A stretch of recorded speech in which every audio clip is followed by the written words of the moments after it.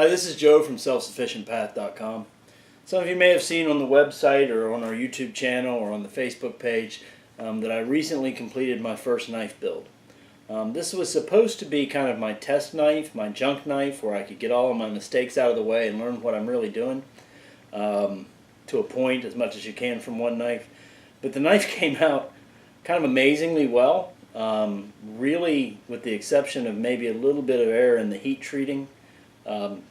Really about as good as I could have hoped. So my next step is to build a sheath for it. So that's what we're going to be doing today. So the first step is to determine what kind of sheath we're going to make. Some of you may have seen some of the sheaths I've made before, such as for this BK2, K-Bar BK2. It's a scout carry sheath or horizontal sheath. And I really love these sheaths. They're very versatile. You can carry it horizontally on the back of your belt. You can carry it in molly straps, which is where this knife lives, is on my truck bag. Also allows you to build in, and you can do this with other sheath styles as well, a loop for a fire steel or a little pocket. And as much as I love this style sheath, I'm going to try to do some things with this one, some decorative things that don't really suit themselves, because as you can see, there's really no room for ornamentation on this style sheath. So I am going to do a vertical sheath on this one. So let's go ahead and move to layout. I would say that more leather gets wasted here in the layout phase than any other part of leatherworking. Now, I am not by any means an expert leather worker, so for that reason I tend to cut my leather rough very large and trim down from there. I waste more leather that way, but I'd rather make it too large and have to cut a little bit off than to come up short and have to start all over. So, but figuring out how your sheath goes together, how your knife is going to be oriented on the leather is critical. In this case, I'm going to be carrying this knife on my right hip. The spine is going to be forward, so we need to put the knife on the back side of the leather, the unfinished side of the leather, and wrap the leather such that the spine is wrapped, and that's how we're going to kind of position this knife. I'm going to be doing a double stitch on the edges, so I need to leave lots of room to trim this and still have room for a double stitch. Not sure if you can see this on the camera, but I've basically laid out far more leather than I need to loop over the belt loop, far more leather than I need to wrap over and leave myself good stitching lines. And I'm just going to rough cut this out so we don't have to deal with this big piece of leather.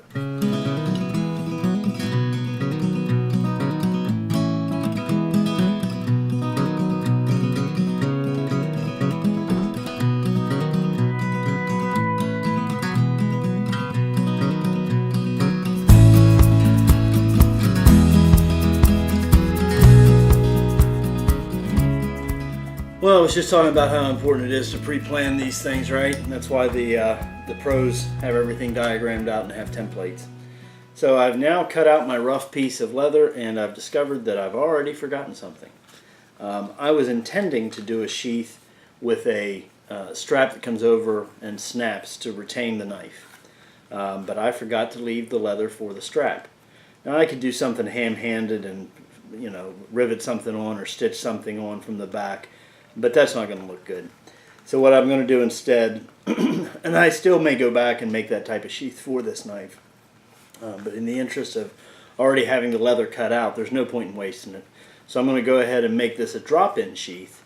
It's certainly heavy enough on the bottom to make that type of sheath. I've got enough leather here to do that. So instead of showing you how to put a retention strap on it, I guess I'm going to be showing you how to do some wet forming. So we're going to go move forward with this, but just wanted to let you know that, see, even somebody that's done this quite a bit, it's still an easy trap to fall into. So now I've got my rough leather cut. My next step is to take and cut out a piece that's going to serve as my welt. So I put the knife, the welt is the piece that is a spacer essentially from the two sides of the sheath where the stitch line goes to give your knife room to slide in and slide out. Now, it's not essential that the welt be exactly the thickness, or even, this is not your minimum thickness of the welt, so long as you've got a little bit of room between the edge of the knife and the beginning of your glue line or your stitch line, so that the leather can flex a little bit. But it does need to be close. I'm working with 8 to 9 weight leather here. It's not quite as thick as my knife blade, but it's close, and we're going to go with it. So I've got my knife roughly positioned where it's going to sit in the sheath. I know that my the outside perimeter of my sheath is going to need to be about, call it 3/8 of an inch beyond the edge of the knife blade, and I've got the knife positioned roughly so. So I'm going to cover, make sure I've got coverage everywhere I'm going to need it. I'm going to pull the knife out, flip it over, and essentially mark where I need to cut out. Now again, this isn't a finished dimension, but it'll let me cut this welt out and then kind of fit it to the sheath as we go. Okay. So that's what I need to cut out, is the welt. Once I get the main sheath body cut to size, I'll be able to trim this to fit. Okay, so our welt is cut and the position is marked, and we're going to go ahead and glue it in. Now that may seem premature, but really this is not a complex sheath. We're not far away from, there's not a lot left to be done. Okay, so wet forming. What am I going to wet form? What I want to happen is for this sheath to bend over the knife, fit tight to the sheath below the handle, but then bump out for the handle only on the front part of the sheath, not on the back, because it's got to slide down in there, and that back you want to fit tight up against your side. So what I'm going to do is I'm going to soak this top part, any part that's going to be seen, because I don't want there to be water stains on it, and then I'm going to wet form around this. I'm going to wrap the knife in plastic wrap once it's time to wet form it, to protect it mostly from the water. I'll wipe it down and oil it afterwards anyway. And then I'm going to put this sheath, once it's been wet formed, into my toaster oven at about 110 degrees, something like that, for 15 minutes. What you want is to dry it out quickly without overheating the leather. There are people that get really finicky about the temperatures and the times. Frankly, it's not that critical. Don't get it so hot that it scorches the leather, but dry it out quickly. I'm going to soak the leather before I wet form it. There are people that have various interpretations of how long is necessary. Frankly, a minute is fine, in my view. It's always worked well for me, so that's what I'm going to do. Alright, to wet form this, I've got it in the spot in the welt where it's going to fit. And to wet form this, I would typically, frankly, the best tool to use for this that I've ever found is a baby spoon with a little plastic covering on the spoon. Works really well. But unfortunately, I can't find mine in here, so I'm just going to use a slicker and my hands, which is not ideal, but it'll work. We're all about what works, right? And I'm just going to push this in so I can get the outline of that handle. Might mark the leather up a little bit, but it's going to be dyed, so I'm not particularly concerned with it. And just get that pressed down there good so that it holds the shape.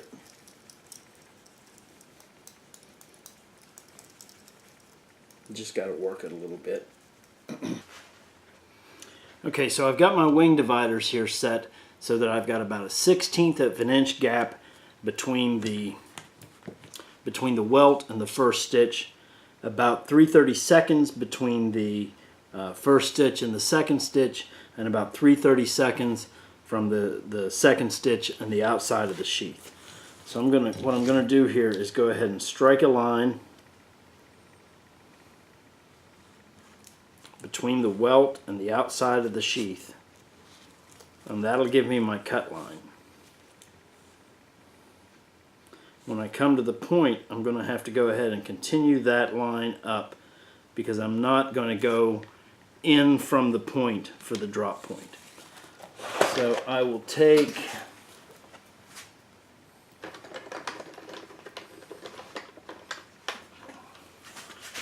this tool, which is essentially just a slightly rounded awl. It's a marking tool, and continue that line on up. Once I've got that, I'm ready to go ahead and trim so we can get this outside dimension.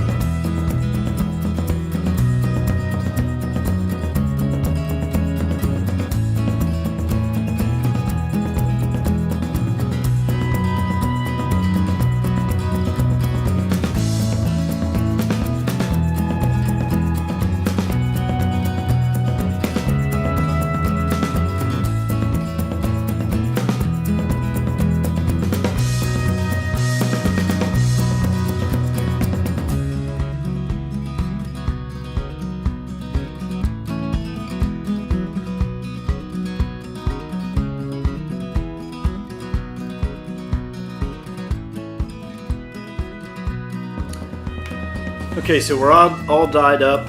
We've got a nice fit. Everything's nice and tight. So we're ready to put in the belt loop. When you're doing these belt loops, what I've did is I just used my strop and kind of formed a spot for the belt. Because if you fold this tight and rivet down your belt loop, yes, you can force this open, but it's going to kind of deform the way the sheath sits, and we don't want that. So you want kind of a pre-formed loop there when you mark out and rivet your sheath. Okay, so I've got that done. Trying to find the right spot here. I've got that done to a point. I'm going to open up the sheath. And again, we're wet formed here, so we shouldn't have any problem with it going back, with us losing those pre-formed spots. And I'm going to go ahead and cut 2 holes for rivets. Now,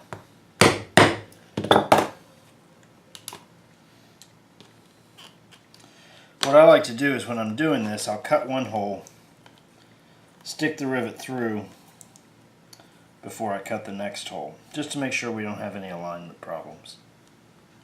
Why won't that go through? There. And cut my second hole.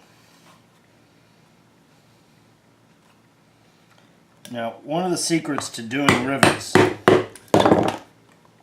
is to use the right rivet. There are basically 4 lengths of rivets that are available. There's extra short, short, medium, and long.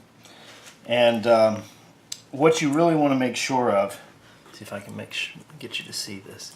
You want to use the right length of rivet. That's key to them not kind of bending over and getting a not square rivet when you finish it. You want the post to be sticking through all of your layers of leather and have enough rivet left over to mushroom inside that rivet head, but not so much that you've got extra, right? Because that's where you get that slop. That's where you get that offsetting when you go to compress the rivet. Also, you want to use as small a hole, as small a punch as you can, and still get the rivet through. That kind of reinforces that that rivet post from sliding around and doing things you don't want it to do. So I've got my two rivets through. I would typically, the way I like to do it is to put my anvil on my drill press and use the drill press as a press. But I'm not going to do that here, just in the interest of keeping this on camera. I'm going to go ahead and do this the old-fashioned way. I like to hold down on my leather as I'm peening this, you want to make sure you hit it sharp. Not, you're not trying to drive the rivet through the table, but sharp and square. You may have to, perfect, nice and square. All right, now that I've got that done, I can go ahead and hit it one more time just to fix everything, but I'm not going to get the kind of sliding rivet from heck, I guess. Okay, so second rivet.